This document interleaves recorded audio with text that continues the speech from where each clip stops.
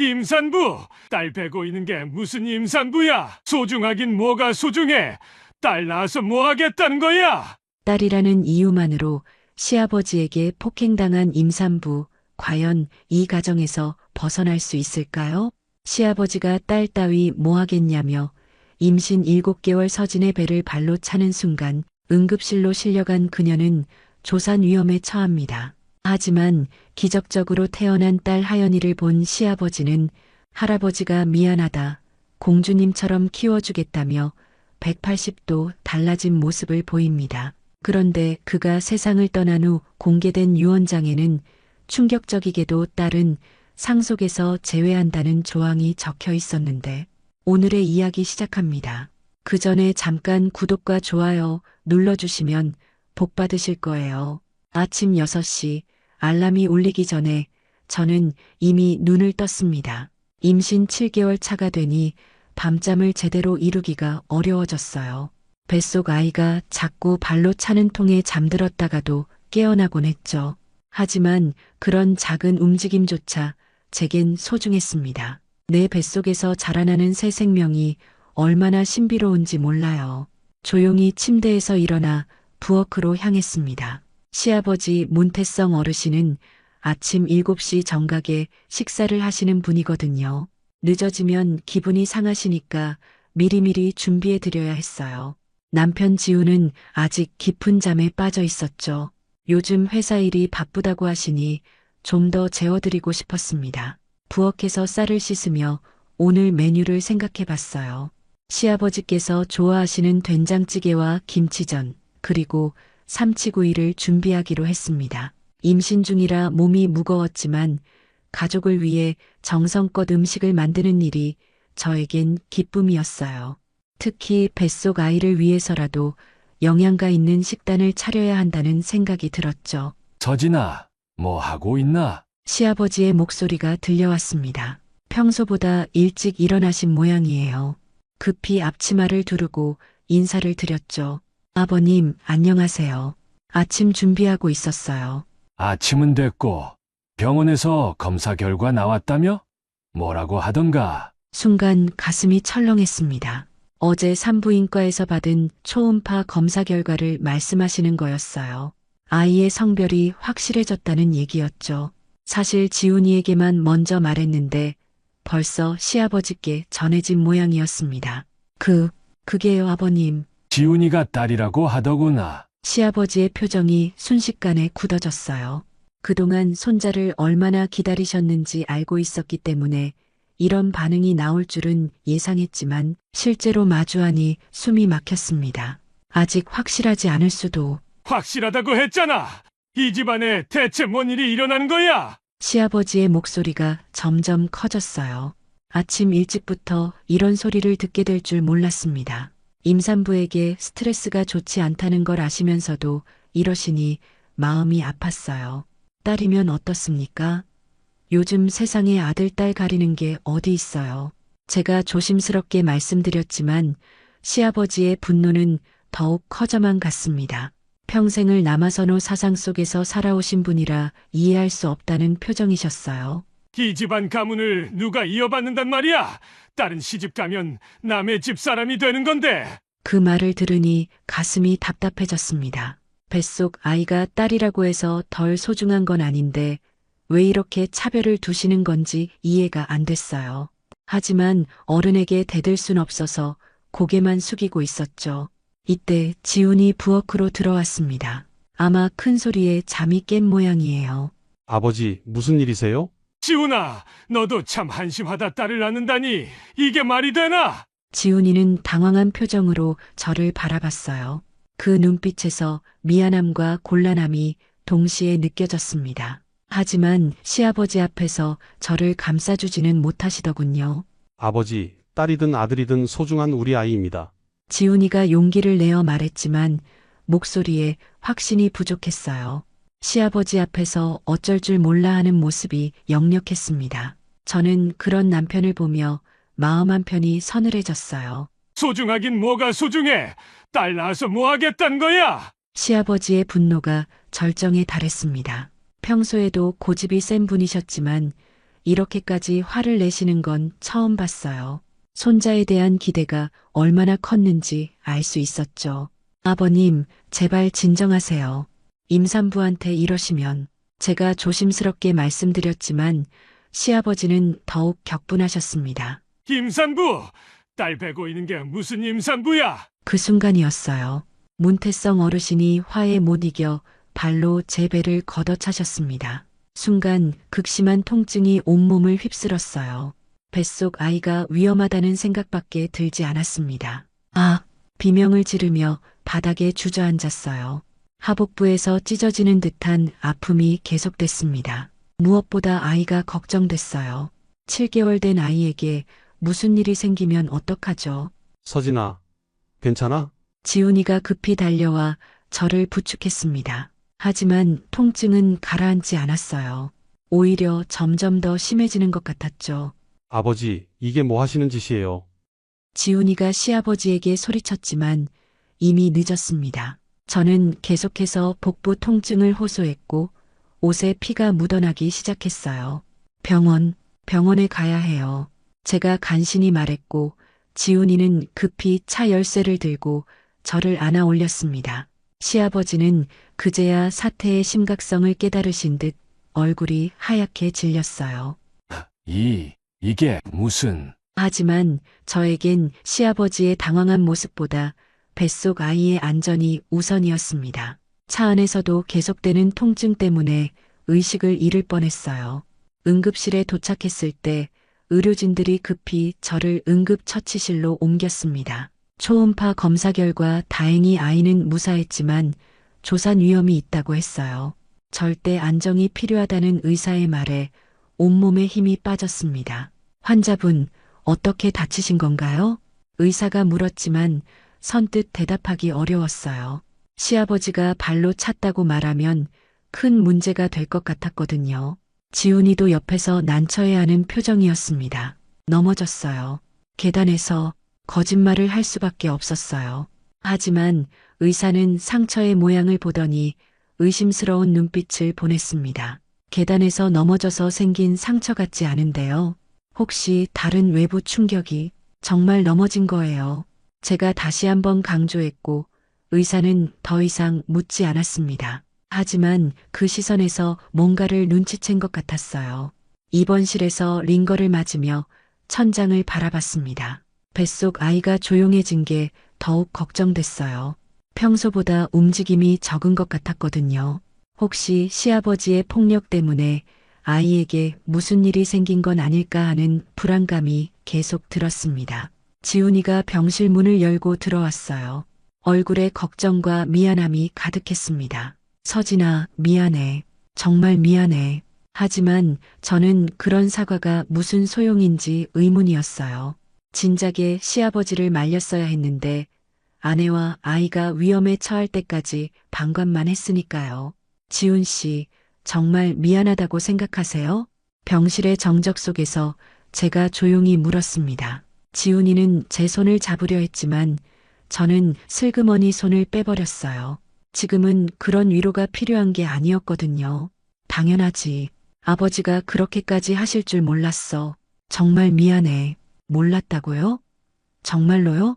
제 목소리에 차가움이 묻어났습니다. 시아버지가 평소 딸에 대해 어떤 생각을 갖고 계셨는지 지훈이 모를 리 없었어요. 결혼 전부터 아들을 낳아야 한다는 압박을 받아왔잖아요. 서진아, 화내지 마. 아버지한테 단단히 말씀드릴게. 말씀드린다고요? 그게 전부예요? 저는 믿기지 않았습니다. 시아버지가 저와 뱃속 아이에게 폭력을 휘둘렀는데 그저 말로만 해결하려고 하다니요. 이런 일이 다시 반복될 수 있다는 생각에 온몸이 떨렸어요. 그럼 어떻게 하길 원해? 아버지를 신고라도 하자는 거야? 지훈이의 말에서 짜증이 묻어났습니다. 가족 간의 문제를 크게 만들고 싶지 않다는 뜻이겠죠. 하지만 저에겐 이게 단순한 가족 갈등이 아니었어요. 제 아이의 생명이 위험에 처했던 일이었거든요. 최소한 우리끼리라도 따로 살면 안 될까요? 아이가 태어날 때까지만이라도. 그건 너무 극단적이야. 아버지도 후회하고 계실걸? 지훈이는 여전히 시아버지의 편을 들고 있었습니다. 저는 그런 남편을 보며 깊은 실망감을 느꼈어요. 정작 보호해야 할 아내와 아이보다 아버지가 더 중요한 모양이었죠. 극단적이라고요? 제가 극단적인 거예요. 아니면 아버님이 극단적이신 거예요? 둘 다 좀 과했다고 생각해. 아버지도 너무 화를 내셨고, 너도 너무 민감하게 받아들이는 것 같고, 그 말을 듣는 순간 가슴이 무너지는 것 같았어요. 민감하게 받아들인다고요? 배를 발로 차인 게 민감한 반응이라는 건가요? 저는 더 이상 할 말이 없었습니다. 알겠어요. 제가 너무 민감했나 보네요. 서진아, 그런 뜻이 아니라, 됐어요. 이제 좀 쉬고 싶어요. 지훈이는 더 말하려 했지만 저는 고개를 돌려버렸습니다. 남편마저 이해해주지 않는다면 저는 혼자서라도 아이를 지켜야겠다고 생각했어요. 사흘 후 퇴원을 하게 됐습니다. 의사는 절대 안정을 당부하며 스트레스를 받지 말라고 거듭 강조했어요. 하지만 그 집으로 다시 돌아간다면 스트레스를 받지 않는 게 가능할까요? 서진아, 집에 가자. 지훈이가 병원 로비에서 말했지만 저는 고개를 저었습니다. 저는 친정에 가려고 해요. 갑자기 왜? 아버지가 사과하고 싶어 하신다고. 사과요? 진심으로요? 저는 냉소적으로 웃었어요. 며칠 전까지만 해도 딸은 쓸모없다고 하시던 분이 갑자기 사과를 하고 싶어 하신다니 믿기지 않았습니다. 물론이야. 많이 후회하고 계셔. 그래도 전 친정에서 출산 준비를 하고 싶어요. 엄마가 도와주시겠다고 하셨거든요. 실제로 어머니께서는 제 상황을 들으시고 당장 올라오시겠다고 하셨어요. 하지만 저는 오히려 내려가겠다고 말씀드렸습니다. 그 집에서는 더 이상 마음 편히 지낼 수 없을 것 같았거든요. 서진아, 이러지 마. 우리 가족이잖아. 가족이면 가족다워야죠. 가족이 가족에게 폭력을 휘두르나요? 제 말에 지훈이는 할 말을 잃었습니다. 결국 저는 혼자서 택시를 타고 친정으로 향했어요. 차창 밖으로 지나가는 풍경을 보며 앞으로 어떻게 살아야 할지 진지하게 고민하기 시작했습니다. 친정 마당에 도착했을 때 어머니가 마중 나와 계셨어요. 제 모습을 보시더니 눈물을 글썽이셨습니다. 서진아, 고생 많았구나. 어머니의 따뜻한 품에 안기니 그동안 참았던 눈물이 터져 나왔어요. 이곳에서라도 편안하게 아이를 낳을 수 있을 것 같았습니다. 친정에서의 나날들은 그동안 잊고 있던 평온함을 되찾아 주었습니다. 어머니는 매일 아침 따뜻한 미역국을 끓여주시며 제 몸조리를 도와주셨어요. 아버지도 말씀은 많이 하지 않으셨지만 가끔 과일을 깎아서 갖다 주시곤 했습니다. 서진아, 뱃속 아이가 많이 움직이는구나. 어머니가 제 배를 만지시며 미소를 지으셨어요. 정말로 아이가 이전보다 활발하게 움직이고 있었습니다. 스트레스가 줄어들어서 그런 것 같았어요. 네, 엄마. 여기 와서 아이가 더 건강해진 것 같아요. 그럼 그렇지. 엄마 뱃속에 있는 아이는 엄마 마음을 다 안단다. 내가 마음 편해야 아이도 편하지. 어머니의 말씀이 가슴에 와닿았습니다. 그동안 시댁에서 받은 스트레스가 얼마나 컸는지 새삼 깨달았어요. 여기서는 딸이든 아들이든 상관없이 그저 건강하게 태어나기만 바라는 마음뿐이었거든요. 하지만 평화로운 시간도 오래가지 않았습니다. 지훈이가 며칠에 한 번씩 전화를 걸어왔어요. 처음에는 안부를 묻는 정도였지만 점점 집으로 돌아오라는 말이 많아졌습니다. 서진아, 아버지가 정말 많이 후회하고 계셔.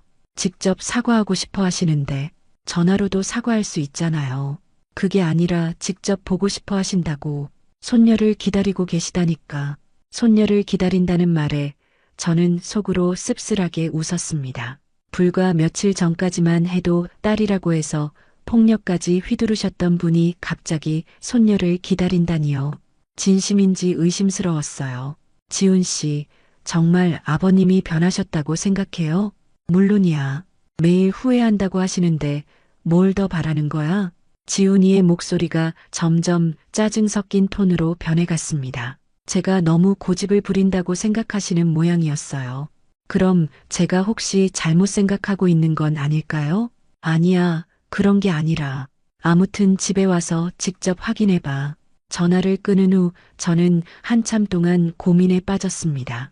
정말 시아버지가 변하신 걸까요? 아니면 단순히 죄책감 때문에 일시적으로 그런 말씀을 하시는 걸까요? 그런데 며칠 후 예상치 못한 일이 일어났습니다. 시아버지가 직접 친정으로 찾아오신 거예요.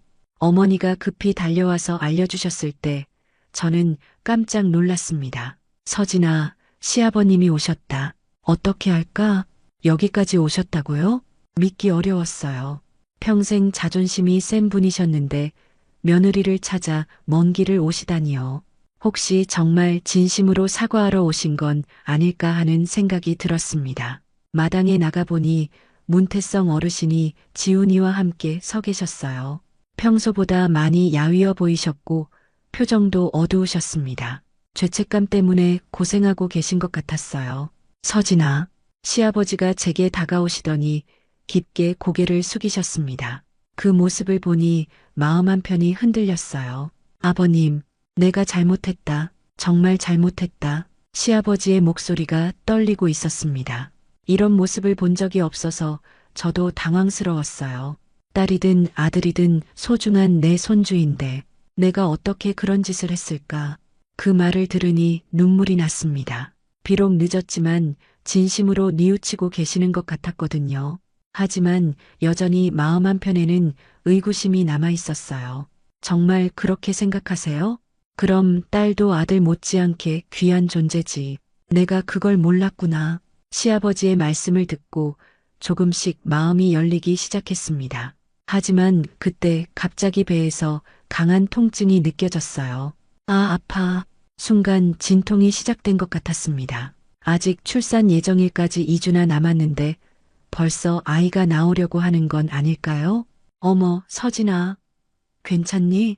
어머니가 급히 달려오시며 제 등을 받쳐주셨습니다. 갑작스러운 통증에 온몸에 식은땀이 흘렀어요. 이건 분명 진통이었습니다. 병원에 가야겠어요. 빨리. 지금 바로 가자. 지훈이가 차 열쇠를 꺼내며 소리쳤습니다. 시아버지도 당황하신 표정으로 이리저리 왔다 갔다 하셨어요. 내가 와서 놀래킨 건 아닐까? 시아버지가 자책하시는 모습을 보니 안쓰러웠지만 지금은 그런 걸 생각할 여유가 없었어요. 통증이 점점 심해지고 있었거든요. 병원까지 가는 동안 진통 간격이 점점 짧아졌습니다. 의료진들이 급히 저를 분만실로 옮겼고 가족들은 모두 복도에서 기다려야 했어요. 산모님, 힘내세요. 머리가 보여요. 간호사의 목소리가 들렸지만 너무 아팠습니다. 조산이라서 더 위험할 수 있다는 의사의 말에 무서웠지만 뱃속 아이를 위해 최선을 다했어요. 으앙, 마침내 제 딸이 세상에 나왔습니다. 작지만 건강한 울음소리였어요. 간호사가 아이를 제게 안겨주셨을 때 그동안의 모든 고통이 사라지는 것 같았습니다. 축하드려요. 건강한 딸이에요. 하연이, 우리 하연이. 미리 지어둔 이름을 부르며 아이를 바라봤어요. 작은 손가락, 조그만 코, 살짝 찡그린 표정까지 모든 게 사랑스러웠습니다. 이 아이를 위해서라면 뭐든 할 수 있을 것 같았어요. 가족들이 신생아실 앞에 모여 있었습니다. 시아버지는 유리창 너머로 하연이를 바라보시며 눈물을 글썽이고 계셨어요. 이렇게 예쁜 손녀를 두고 내가 뭔 소리를 했나? 문태성 어르신의 목소리가 떨렸습니다. 진심으로 후회하고 계시는 것 같았어요. 지훈이도 아빠가 된 기쁨에 들떠 있었고 양가 부모님들도 모두 행복해 하셨습니다. 서진아, 정말 수고했어. 병실로 돌아온 저에게 시아버지가 말씀하셨습니다. 평소와는 전혀 다른 따뜻한 목소리였어요. 아버님, 앞으로는 절대 그런 일 없을 거야. 하연이가 우리 가문의 자랑이 될 거다. 그 말을 들으니 정말 안심이 됐습니다. 딸에 대한 편견을 버리시고 진심으로 받아들이시는 것 같았거든요. 고마워요, 아버님. 뭘 고맙긴. 내가 사과해야지. 며칠 후 퇴원을 하게 됐을 때 저는 다시 시댁으로 돌아가기로 했습니다. 시아버지의 변화된 모습을 보니 이제는 괜찮을 것 같았어요.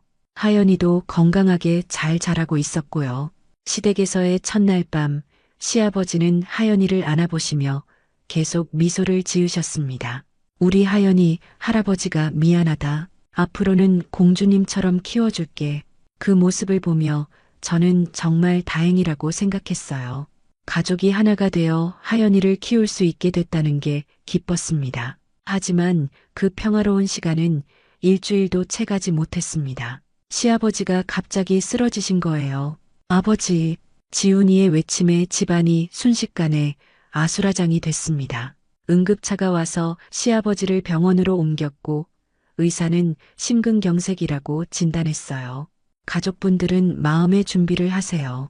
의사의 말에 모든 가족이 충격에 빠졌습니다. 하연이가 태어나서 기뻐하시던 모습이 마지막이 될 줄 누가 알았겠어요. 중환자실에서 의식을 잃고 계신 시아버지를 바라보며 복잡한 마음이 들었습니다. 비록 처음에는 저희를 힘들게 하셨지만 마지막에는 진심으로 뉘우치고 변하려고 노력하셨거든요. 서진아, 아버지가 깨어나시면 하연이 얼굴 꼭 보여드리자. 지훈이가 제 손을 잡으며 말했습니다. 저도 그렇게 되기를 간절히 바랐어요. 시아버지가 하연이와 더 많은 시간을 보내셨으면 좋겠다고 생각했습니다. 시아버지는 사흘 만에 의식을 되찾으셨습니다. 하지만 몸 상태가 많이 안 좋으셔서 말씀하시기도 힘들어 하셨어요. 그래도 하연이 얼굴을 보시려고 애쓰시는 모습에 가슴이 뭉클했습니다. 하연이, 우리 하연이, 가느다란 목소리로 손녀 이름을 부르시는 시아버지를 보며 눈물이 났어요. 이제야 진짜 가족이 된 것 같은데 이렇게 헤어져야 한다니 너무 안타까웠습니다. 아버님, 괜찮아지실 거예요. 하연이랑 많이 놀아주셔야죠. 고맙다, 서진아. 내가 정말 미안했다. 시아버지가 제 손을 꼭 잡으시며 말씀하셨어요. 그 마지막 말씀이 진심이라는 걸 알 수 있었습니다. 이틀 후 문태성 어르신은 조용히 눈을 감으셨습니다. 하연이가 태어난 지 보름 만의 일이었어요. 마지막까지 손녀를 사랑한다고 말씀하시며 떠나셨죠. 장례를 치르는 동안 저는 복잡한 감정에 휩싸였습니다. 처음에는 저희를 힘들게 하셨지만 마지막에는 진심으로 변하려고 노력하셨거든요. 그 변화가 진짜였다면 얼마나 좋았을까요? 서진아, 고생 많았어. 지훈이가 제 어깨를 토닥이며 위로해 주었습니다. 장례식장에서 돌아와 하연이를 재우고 나서야 조금 마음이 진정됐어요. 하지만 며칠 후 예상치 못한 일이 일어났습니다. 변호사가 집으로 찾아와서 시아버지의 유언장을 공개한 거예요. 고인께서 생전에 작성하신 유언장입니다. 변호사가 봉투를 열자 모든 가족이 긴장했습니다. 재산 상속에 관한 내용이 적혀 있을 테니까요. 부동산과 예금은 아들 지훈에게 상속하되 향후 손자가 태어나면 그에게 물려줄 것. 그 다음 문장을 듣는 순간 온몸이 얼어붙었습니다. 단 딸의 경우 상속에서 제외한다. 뭐라고요? 제가 믿을 수 없다는 표정으로 물었지만 변호사는 다시 한번 읽어주었습니다. 분명히 딸은 상속에서 제외한다고 적혀 있었어요. 이게 언제 작성된 건가요? 6개월 전입니다. 6개월 전이면 제가 임신했다는 걸 알기 전이었어요. 그때까지만 해도 시아버지는 여전히 남아선호 사상에 사로잡혀 있으셨던 거죠. 하지만 아버지가 마지막에는 하연이를 정말 사랑하셨는데 지훈이가 당황하며 말했지만 법적으로는 유언장이 우선이었습니다. 시아버지의 마지막 변화된 마음은 공식적으로 기록되지 않았거든요. 그럼 하연이는 아무것도 받을 수 없다는 말씀이신가요? 유언장의 내용이 명확하니까요. 법적으로는 딸에게 상속권이 없다고 명시되어 있습니다. 그 말을 듣는 순간 가슴이 무너지는 것 같았어요. 아무리 시아버지가 마지막에 변하셨다고 해도 결국 법적으로는 하연이를 차별하신 거였죠. 지훈 씨는 어떻게 생각해요?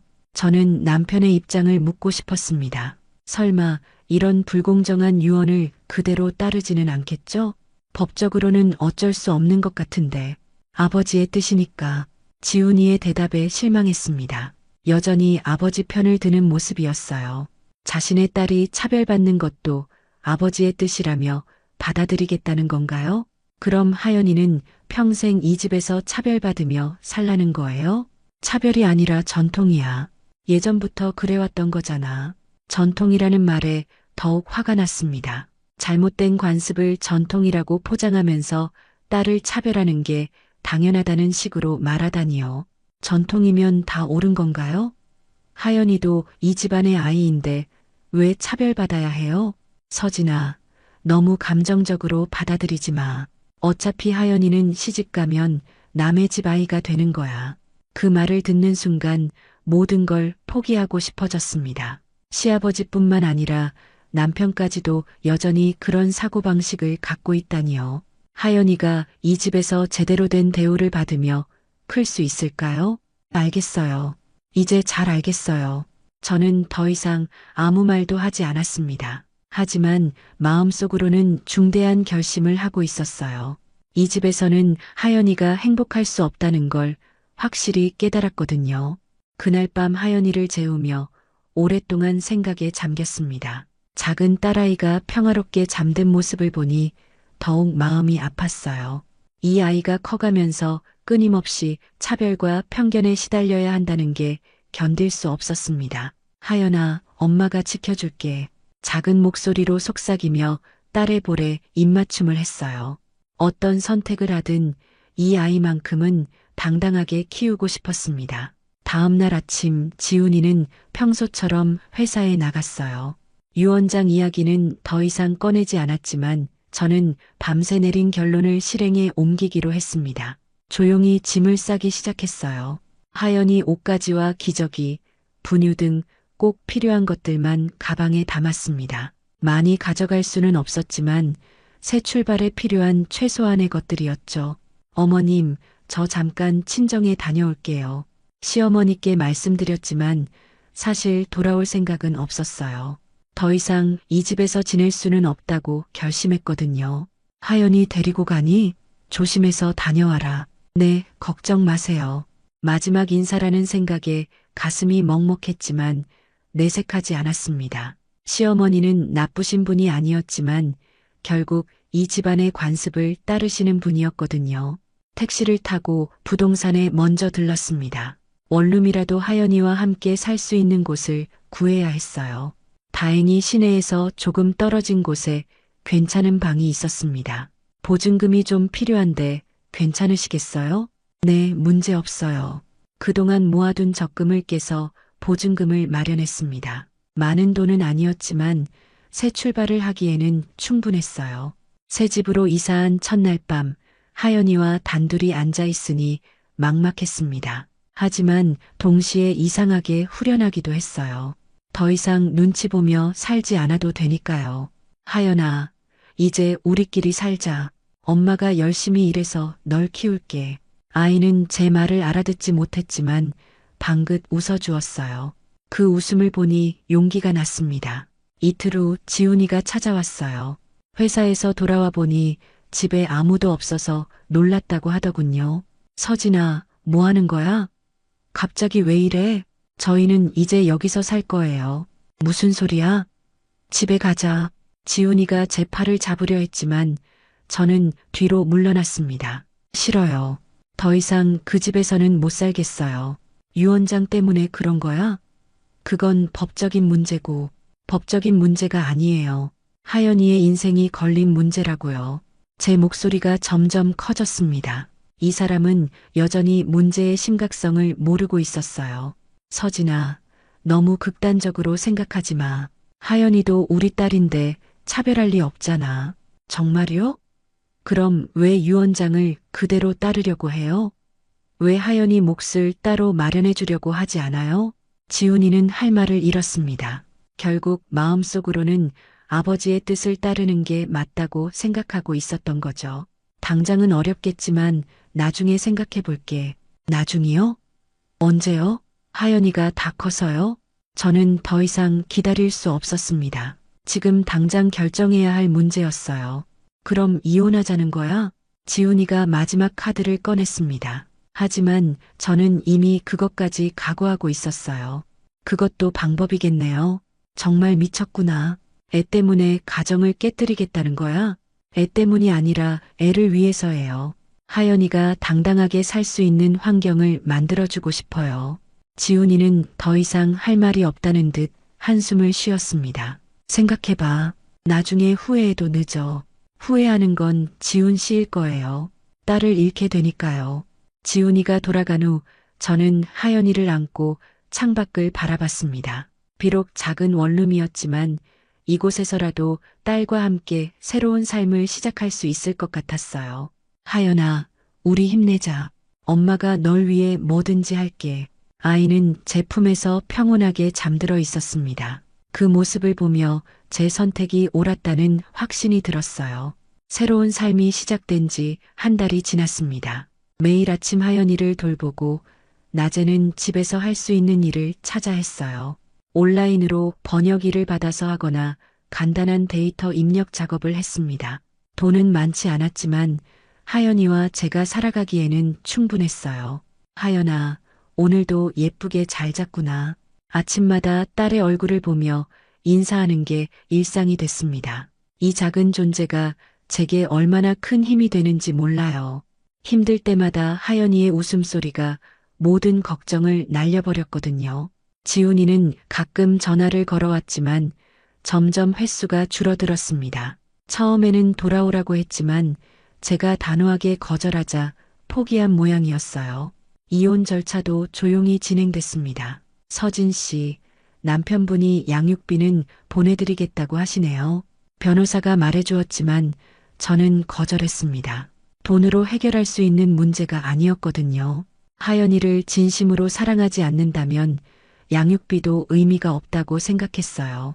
어느 날 우연히 시댁 근처를 지나게 됐습니다. 하연이의 100일 사진을 찍으러 가는 길이었는데 사진관이 그쪽에 있었거든요. 예전에 살던 집을 보니 복잡한 마음이 들었어요. 하연아, 저기가 내가 태어난 집이야. 할아버지가 계셨던 곳이고 아이는 제 말을 알아듣지 못했지만 조용히 주변을 둘러봤습니다. 혹시 지훈이나 시어머니와 마주칠까봐 걱정했지만 다행히 아무도 보이지 않았어요. 사진관에서 하연이의 100일 사진을 찍는데 사진사가 말했습니다. 어머, 정말 예쁘게 생겼네요. 아빠는 안 오셨어요? 네, 저희만 찍을 거예요. 더 이상 설명하고 싶지 않았어요. 이제는 하연이와 제가 완전한 가족이었거든요. 집으로 돌아오는 길에 작은 공원에 들렀습니다. 하연이를 유모차에 태우고 산책을 했어요. 가을바람이 시원하게 불어와서 기분이 좋았습니다. 엄마, 그때 하연이가 처음으로 또렷하게 말했어요. 지금까지 옹알이만 하던 아이가 선명하게 엄마라고 부른 거였습니다. 뭐라고? 하연아, 다시 한번 말해봐. 엄마, 엄마. 눈물이 쏟아졌습니다. 이 작은 존재가 저를 엄마라고 부르는 순간이 이렇게 감동적일 줄 몰랐어요. 그동안의 모든 힘든 일들이 보상받는 기분이었습니다. 그래, 엄마야. 하연이 엄마. 아이를 꼭 안고 한참을 울었어요. 기쁜 눈물이었습니다. 어떤 어려움이 와도 이 아이만큼은 행복하게 키우겠다는 다짐을 다시 한번 했어요. 그날 저녁집에서 하연이와 함께 저녁을 먹고 있는데 초인종이 울렸습니다. 누군가 싶어서 문을 열어보니 택배 기사였어요. 서진님 맞으시죠? 택배 왔어요. 발신인을 보니 시댁 주소였습니다. 혹시 지훈이가 보낸 건가 싶어서 조심스럽게 열어봤어요.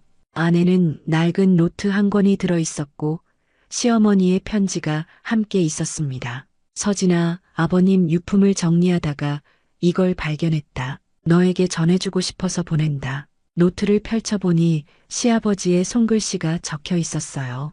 날짜를 보니 돌아가시기 며칠 전에 쓰신 것 같았습니다. 딸들이 더 많이 찾아온다. 아들은 바빠서 못 오는 날이 많은데 딸들은 자주 온다. 내가 잘못 생각했다. 딸도 아들 못지않게 소중한 존재구나. 서진이와 하연이에게 미안하다. 내 고집 때문에 상처를 줬다. 딸이든 아들이든 모두 귀한 내 자식이고 손자 손녀다. 그 글을 읽는 순간 또다시 눈물이 났습니다. 시아버지가 마지막에는 정말 마음을 바꾸셨던 거였어요. 하지만 이미 늦었습니다. 유언장은 바뀌지 않았고 저희는 이미 다른 길을 선택했으니까요. 하연아, 할아버지가 널 사랑하셨대. 비록 늦었지만 진심이었어. 아이는 제 무릎에 앉아서 장난감을 가지고 놀고 있었어요. 천진난만한 모습을 보니 이 아이만큼은 그런 아픈 과거에 얽매이지 않고 자유롭게 키우고 싶다는 생각이 들었습니다. 창밖으로 해가 지고 있었어요. 새로운 하루가 끝나고 또 다른 하루가 시작될 준비를 하고 있었습니다. 저희의 새로운 삶도 마찬가지였어요. 과거의 아픔은 뒤로하고 앞으로만 나아가면 되는 거였습니다. 하연아, 우리 내일은 뭐하고 놀까? 아이가 방긋 웃으며 제게 팔을 뻗었어요. 그 작은 손을 잡고 저도 미소 지었습니다. 이제 더 이상 두렵지 않았어요.